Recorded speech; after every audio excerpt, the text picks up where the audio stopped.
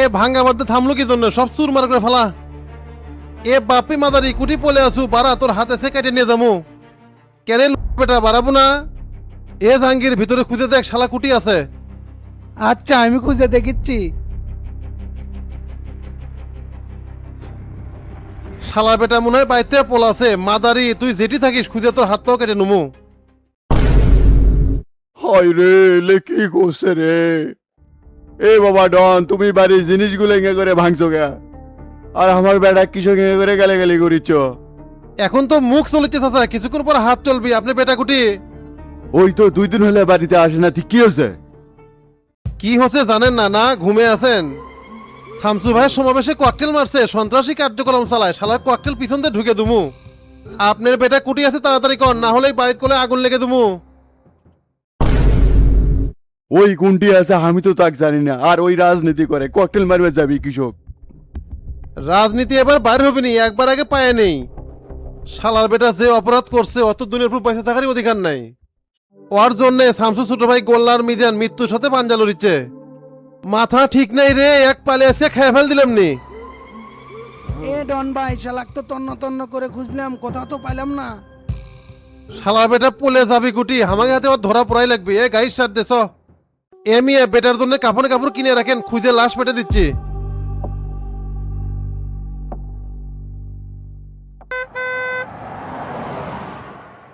এ ভাই মেয়ে ক এ বাপ্পির মার্কেটে তো জনগণ ব্যাপক ভাঙচুর চালাতে পরে আমরা ওটা আগুন লেগে দিছি। ভালো কাম করছু কেরে মনতে তারিখ ধরবে কছিলাম এক পাছু। রিয়েলেরা এখনো খুঁজে পায় না কিন্তু আর বাড়িঘর ভাঙচুর করে আসছে। আমার মনে করছে জনতা পার্টির কোনো শালা বৌরত নাই সবাই ভাগছে। এই সুযোগে রিয়াদার মুনিরে মেজ ভাঙচুর করে থুয়ে শালার নেতা মু মানায়। পোলাপান নিয়ে ক্যাম্পাসে অবস্থান কর কোনো শালাক ঢুকতে দেওয়া যাবে না। ঠিক আছে ভাই।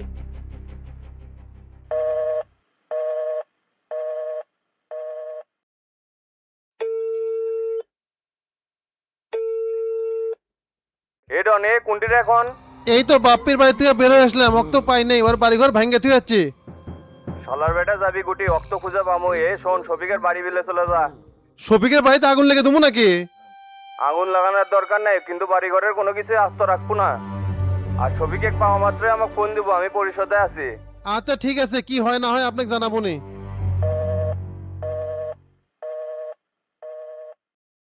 এ তাড়াতাড়ি শফিকে বাড়ি চ বান্দির বাচ্চা পালে এসে খেয়ে ফেল দুমু। ঠিক আছে ভাই যাচ্ছি।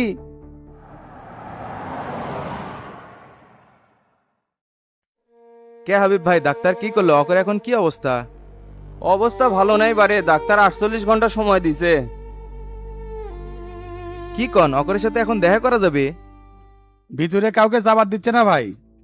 আর বেশি খারাপ অবস্থা হচ্ছে মিজানের, ডাক্তার তো এক না কোনো ভরসাই পাচ্ছে না। আল্লাহকে ডাকা ছাড়া আর কোনো উপায় দেখিচ্ছি না ভাই। তে শামসু কি দিনাজপুর বিলে চলে গেছে? হ অক্ত পেটে দিয়ে ঢাকা বিলা চলে আসলাম। যত ঝড় তুফানি আসুক শামসুর সমাবেশ বন্ধ করা যাবে না। শালারা শামসু ভাইয়ের সমাবেশ বন্ধ করার জন্য তো এই ঘটনাগুলো ঘটাছে। তো এলাকার এখন কি অবস্থা ভাই? এলাকার মানুষ তো খেপে গেছে রে তোতা, জনতা পার্টির নেতা করে বাড়িঘর ব্যবসা প্রতিষ্ঠান সবকিছু ভাঙচুর করে আগুন দিছে। সবার ক্ষতি করা ঠিক হয়নি মাস্টার, যারা খালি অকাম করছিল তাদের উপর স্টেপ নেওয়া লাগলো নি। তে পুলিশ কি করলো পরে? ওই যে ফোনে আপনাকে কইলাম না পলাশ নামে এক লোকে দিয়ে এই কাজগুলো করাছে, পুলিশ তাকে খুঁজিচ্ছে এখন। বাপ্পি যোগ সাজিশ করেই তো এই কাজটা করাছে। শফিক হচ্ছে মেইন হতা, বাপ্পি কিছুই না। তল থেকে সব কলকাটি নাড়াচ্ছে এই হারামজাদা বুড়া।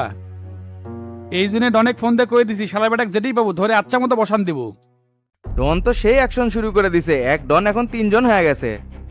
হ্যাঁ ওয়াক তো ওইভাবেই কয়ে দিছি ভাই, কোনো শালাক ছাড়াছাড়ি নাই।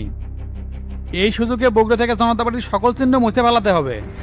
জনতা পার্টির পার্টি অফিস কি আছে না পুড়ে দিছে? না না কোনো কিছুই আসতো নাই, খালি মনে হয় শফিকের বাড়ি এখনো পড়েনি। ওরে বাদ গেছে কে, ওরে আগে পুড়ে দেয়া লাগলো নি। ওই বুড়ো দিন জেল থেকে বাইরে ঘুঘুর ভাষা তৈরি করছে। এই শালাক সাহেস্তা না করলে কিন্তু কোনো কিছুই হবে না ভাই। এলাকার থেকে তো পলাশের খুঁজেই পাওয়া যাচ্ছে না। মাস্টার তুমি কখন আসলা? এই কিছুক্ষণ আগে আসলাম গুরু। এ হাবিবে তোমাদের জন্য খাবার লিয়ে খাইলাও। তে মাস্টার চলো তাহলে খায় নি। না আপনারা খান, এখন খাবার মন চাচ্ছে না। এ তোতা যা হাসপাতালে ক্যান্টিনে যায় 2 জন খায় আয়। হ্যাঁ ভাই খিদেও লাগছে, সেই সারাদিন ধরে তো কিছুই খাইনি। এ হাবিব ভাই এ চলেন। আচ্ছা চ।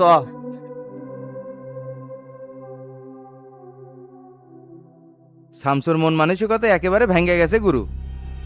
শেষমেশ আমি মেলা বুস টুস দিয়ে দিনাজপুর পেটে দিলাম। মানুষ আর এর সাথে কত ষড়যন্ত্র করবি মাস্টার?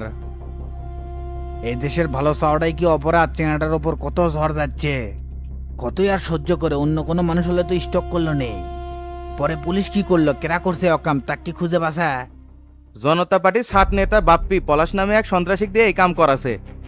যতই সাত নেতা হোক মাস্টার, কেন্দ্রের থেকে এলে করান হসে, যাতে করে শামসু প্রোগ্রামগুলো কমপ্লিট করতে না পারে। সরকার তো সেই ভয়ে আছে, সেই জন্য এই ষড়যন্ত্রগুলো করিচ্ছে। আপনি একটু শামসুক সান্ত্বনা দিয়েন তো গুরু, আপনার কথাই যায় না শোনে। সমস্যা নাই, শামসু যে গতিতে এগোচ্ছে সেইভাবেই যাবে। তো ডাক্তারের দিক কি বলছে? 48 ঘন্টা না যাওয়া পর্যন্ত কিছুই নাকি বলতে পারতিছে না। আর মিজানের অবস্থা খুবই খারাপ, সারা শরীর নাকি আগুনে ঝলসে গেছে। হার্ট আর ফুসফুসে আঘাত লাগছে বেশি। আহারে মাস্টার, খুবই খারাপ লাগিচ্ছে।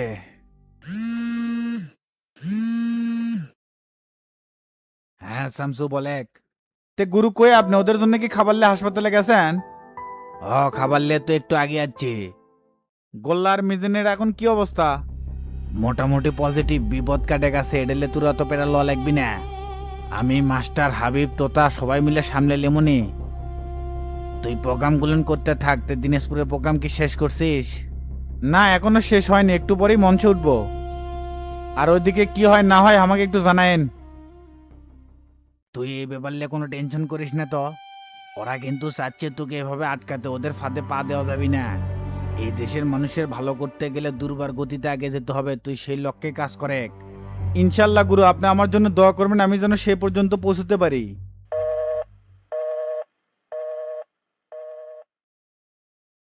খাওয়ার পরে শরীর একেবারে ছেড়ে দিল ভাই। শরীর ক্লান্ত যে, সেই জন্যই তো খাওয়ার পরে এরকম হলো। মাস্টার আর গুরুক থুয়ে আমি আর তুই যাই রেস্ট করমুনি।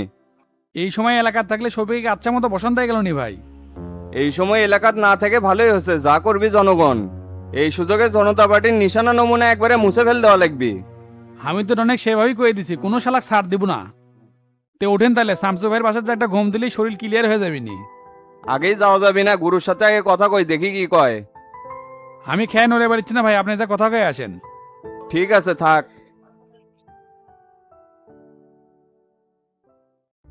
এ বুড়ো দিন শালা সপি কুটি রে বাইর হ।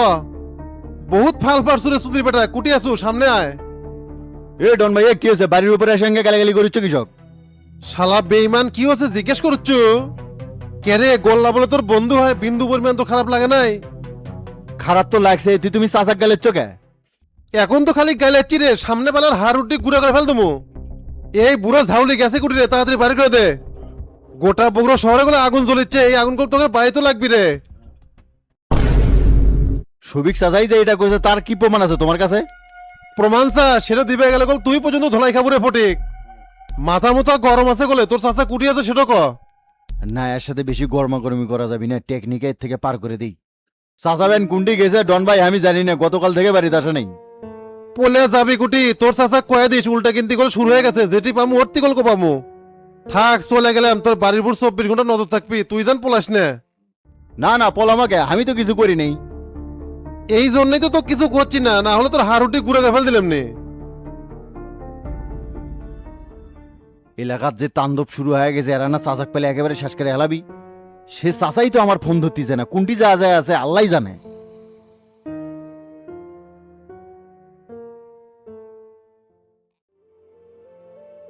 এ ভাই, এই আপনার সমস্যা কি কন তো? গতকাল এসে দেখি দোকান বন্ধ, ফোন দিচ্ছি ফোনও তো ধরেন না। হচ্ছে সেই যে চোটবাট নিচ্ছেন ভাই, মানুষে কি জোব এত থাকে পারে না। একটা ঝামেলাতে আটকে গেছিলাম, সেই জন্য দোকান বন্ধ করে রাখা লাগছিল। আপনি কোন ঝামেলাতে আসছিলেন না আসছিলেন সেটা তো আমার জানার দরকার নাই। কালকে যে আপনি কিস্তি দেওয়ার কথা ছিল সেটা কি ভুলে গেছেন? এখন ঝটপট টাকা দেন, আমার আবার মেলা জায়গা যাওয়া লাগবে। 2 কিস্তি একসাথে দুমুনি ভাই, এই সপ্তাহের টাকাটা আমি ম্যানেজ করে পারি নাই। এতক্ষণ যে আবার কি করছেন? টাকা দেওয়ার সময় তো সব নিয়ম কানুন কয়ে দিছিলাম। এখন যদি এই টাকাটা না দেন তাহলে তো আমার পকেট থেকে দেওয়া লাগবে, আর সেটাও তো আমি দিবার পারবো না। 1 মাস ধরে আমার বেতন আটকা আছে। ও শোনা ভাই, জিঙ্কে করে হোক এই সপ্তাহটা ম্যানেজ করেন, সামনের সপ্তাহ আর মিস হবি না। অনেক ঝামেলার মধ্যে আছিলাম ভাই, ব্যবসায় করে পাইনি, টাকা দুমুকুর থেকে।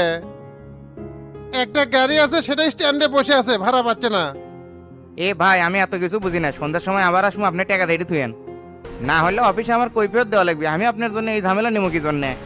কাছে না থাকলে কারো কাছ থেকে নিয়ে ম্যানেজ করেন, টাকাটা কিন্তু আমার লাগবেই। আপনি যে সলসুতানে কথা করছেন না, এগুলা দিয়ে কোনো কাম হবে না। আমি কিন্তু সন্ধ্যের দিকে আবার আসিচ্ছি। বড় বিপদে পড়ে গেলাম না রে, সন্ধ্যার মধ্যে 35 টাকা কেমনে ম্যানেজ করবো? দুপুর পর্যন্ত 700 বেচছি, আরো 2800 টাকা বেচা লাগবে। কাস্টমারের চাপও দেখিচ্ছি না, আর কারো কাছে টাকা ধার করবো সেই পরিস্থিতিও নাই। দেখি শিবলোক ফোন দেয় তো, কোনো ভাড়া টাড়া পেলো নাকি? এ সপ্তাহে কোনো ক্যাশই পেলাম না।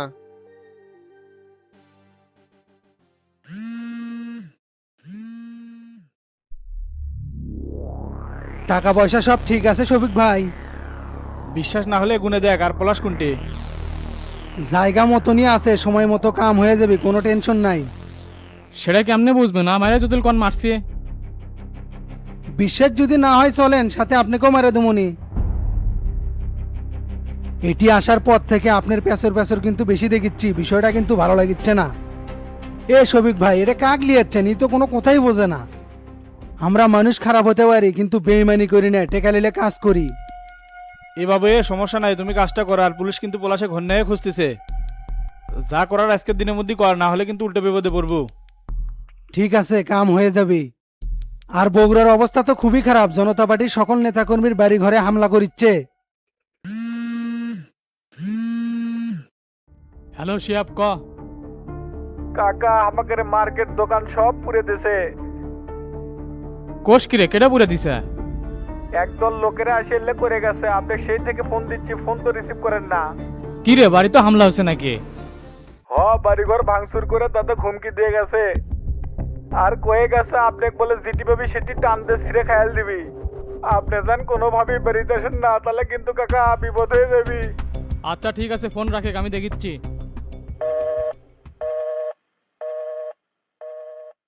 কি আছে রে বাপ্পি, ফোন দিয়ে কি করছে? শামসুর লোকেরা বলে দোকানপাট ব্যবসা প্রতিষ্ঠান সব পুড়ে দিছে। আমার বাড়ি তো ভাঙচুর চালাছে ভাই। আমরা যে এগুলো করছি কেউ তো জানে না, তাহলে অত্যাচার করা শুরু করছে কি শেখ? সন্দেহের বসে করতেছে। আপনারা এখন চলে যান, সময় মতো কাম সেরে দেবনি। আচ্ছা ঠিক আছে। এ বাপ্পি চল। ঠিক আছে, চলেন।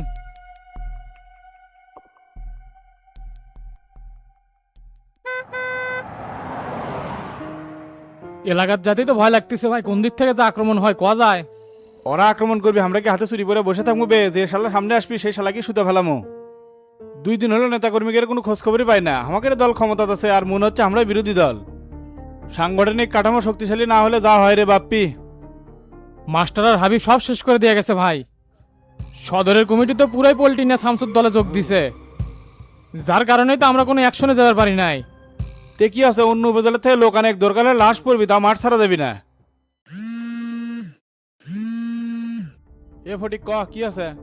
চাচা আপনি কোনটি? এ আমি তো বাইরে আছি, অত হাবাচ্ছু সে কি কবু ক। কি হয়েছে মানে? ভুল করে যান, এলাকার ঢোকেন না। ডন তো পোলাপার নিয়ে আপনার খুঁজে বেড়াচ্ছে। যেটি বলে আপনার পাবি, সেটি বলে হারাডি একেবারে ঘুরে ঘুরে হেলাবি। কোষ কিরে শালার এত বড় সাহস? ভাইস্তে সোলপল দেখতেছি খুব সেনা হয়ে গেছে। দাঁড়া আমি আসতেছি। ভুল করেও আপনি আসার সাহস করেন না চাচা। জনতা পার্টির অনেক নেতার বাড়ির ব্যবসা প্রতিষ্ঠানে হামলা হয়েছে, আমি থাকাতে আমার বাড়ির কিছু করে পারে নাই। এলাকার মানুষ যে খেপে গেছে চাচা, পারলে কয়েকদিন কোনো জায়গা যা গা ঢাকা দিয়ে থাকেন, না হলে আপনাকে যদি সামনে পাই কুবই কিন্তু মারে হেলাবি। আচ্ছা ঠিক আছে, ফোন রাখে, দেখতেছি কি করা যায়।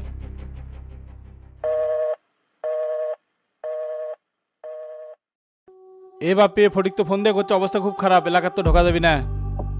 আমি তো আপনাকে সেটাই করছি, আপনি যে চাপা দেখালেন মনে হচ্ছে একাই সব শেষ করে ফেলাবেন। তার চেয়ে ভালো হবে চলেন আমরা ঢাকা বিলে চলে যাই, এলাকার যা আগলা মার খাওয়া যাবি না। তুই ঠিক কথা কছু, এই বাইপাস দিয়ে গাড়ি টান দে, একবারে সিরাজগঞ্জ যায় উঠমু। নেতা কর্মীদের সাথে বসে লাইন ঘাট সব ওকে করে তারপর বগুড়া আসলে হবে নি। ঠিক আছে।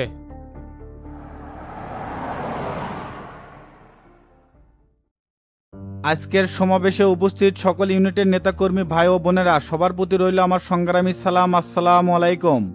প্রিয় দিনাজপুরবাসী, আপনাদের সামনে আজকে শুধু আমি নেতা হিসেবে দাঁড়াইনি, আমি দাঁড়াইছি একজন মানুষে, আপনাদের সুখ দুঃখের সাথী হয়ে। আজ দীর্ঘতম পথ অতিক্রম করে আমি পৌঁছেছি দিনাজপুরের সম্মেলনে।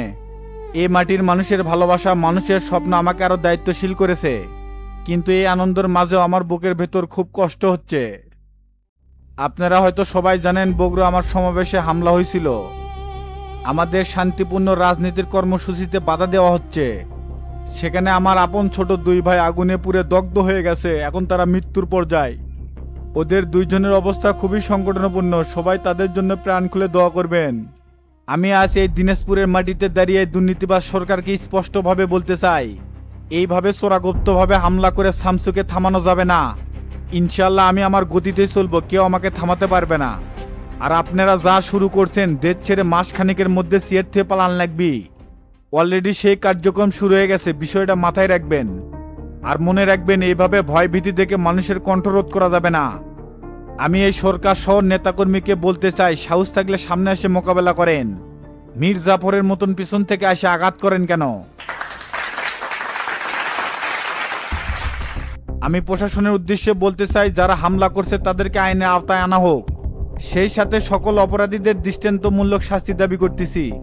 সে যে দলেরই হোক, কোনো লেউজু করা যাবে না, তাহলে কিন্তু পরিস্থিতি আরো উত্তপ্ত হয়ে উঠবে। আজকের এই সম্মেলনে আমি ঘোষণা করে যাচ্ছি, বাংলাদেশ জনতাবাদী পার্টির দিনাজপুরে আহ্বায়ক হিসেবে দিলীপ কুমারকে ঘোষণা করে গেলাম। আপনারা ঐক্যবদ্ধভাবে সবাই দিলীপ দাদাকে সহযোগিতা করে যাবেন। ইনশাল্লাহ আমরা এই ভঙ্গুর রাজনীতি পরিবর্তনের মাধ্যমে উন্নয়নের ধারায় নিয়ে যাব। এই বলে আমার সংক্ষিপ্ত বক্তব্য এখানে শেষ করলাম। জয় হোক মেহনতি মানুষের, জয় হোক দিনাজপুরবাসীর, জয় হোক উত্তরবঙ্গের। সবাই ভালো থাকবেন, সুস্থ থাকবেন। আসসালামু আলাইকুম।